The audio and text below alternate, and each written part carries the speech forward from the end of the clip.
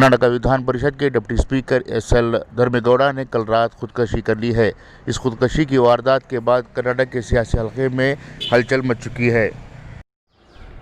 कर्नाटक विधान परिषद के deputy speaker SL. Dharmegowda ने इस वारदात को अपने आबाई इलाके कड़ूर के गुंडसागरा में अंजाम दी है। वो खुदकशी से पहले अपने गनमैन और एस्कॉर्ट को घर वापस भेज दिया और अपनी निजी सवारी में सवार होकर रेल की पटरी के करीब पहुंचे और जहां पर इन्होंने खुदकशी की वारदात को अंजाम दी है। दरिंग इसना कर्नाटक के सियासी हलके में इस तरह का वाक़या पेश आने के बाद सियासत पर सवालात उठ रहे हैं। साथ ही साथ ये भी सवाल उठ रहा है कि क्या आखिर सियासत इतनी गिर चुकी है जो किसी सियासतदान की जान ले ले या फिर उसे खुदकशी करने पर मजबूर कर दे। ब्यूरो रिपोर्ट, इनकलाब न्यूज़, बेंगलुरु।